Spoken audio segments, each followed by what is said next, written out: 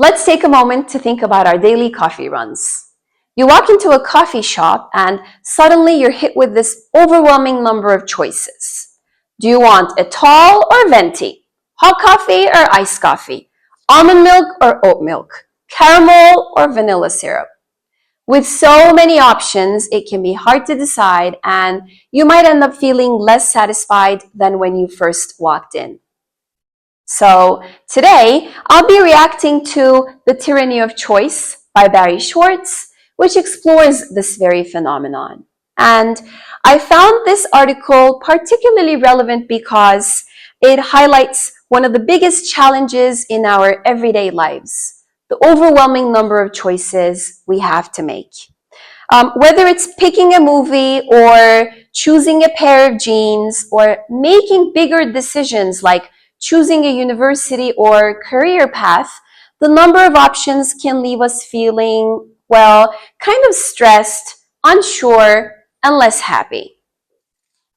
Okay, before I get into my reactions, I just want to go over the main ideas in the article, just to give some context. So Schwartz talks about this idea that choice is usually seen as a good thing, but he argues that having too many choices can backfire, leading to what he calls the paradox of choice. To clarify this point, I created this graph, and as you can see over here, the more choices we have, the less happiness we may feel, which may lead to dissatisfaction. And Schwartz breaks this down by talking about two types of people, maximizers and satisficers. Maximizers are the ones who feel like they have to find the absolute best option, whereas satisficers are more like, meh, this works, it's good enough. Studies show that maximizers tend to feel more regret and lower life satisfaction because they're constantly wondering, wait, did I make the right choice? Was there a better one? And another big idea he talks about is opportunity cost, which is basically the value of whatever we didn't choose. So he says that the more options we have, the more we may be second guessing ourselves. All right. Now that we've gone over the main points, I'd like to share some of my thoughts and the critical take on the ideas in the source. I found this article thought-provoking because it challenges this common belief that more choice automatically means more freedom and happiness. The idea of maximizers and satisficers stood out to me because, honestly, I see both tendencies in everyday decisions. Sometimes I just want to pick something and move on, but other times I feel like I have to find the absolute best option, whether it's choosing a pair of jeans or making a big career decision. And that ties into another point Schwartz makes about opportunity cost. Basically, every time we make a choice, we're also giving up on other options, and that can negatively affect our satisfaction. So, after all, the more choices we have, the more we might feel like we've made the wrong one, and we can't help but wonder about all the possibilities that we gave up.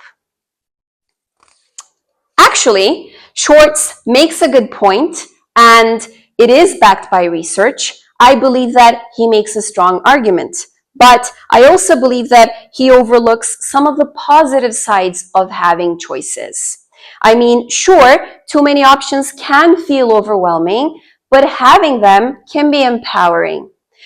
For example, think about marginalized groups who historically haven't had much say in their personal or work lives. They haven't had much freedom in their personal or work lives. For them, having more options isn't just about decision fatigue, but it's about opportunity, independence, and having a say in their future. And then there are industries like tech or design where having a lot of choices can be an advantage. And it can push people to become more creative, stay flexible, and adapt quickly. So I feel like adding this perspective could have made it even a stronger argument, a stronger discussion on choice. To wrap up, the tyranny of choice challenges us to rethink how we approach decisions in a world full of options. Personally, this article made me reflect on my decision making process, especially that urge to always go for the perfect choice. So, next time you're deciding anything, maybe ask yourself, are you chasing perfection, or can you be happy with a choice that is just good enough? Here is the link. Here is the reference to the article if you'd like to read it. And thank you for listening.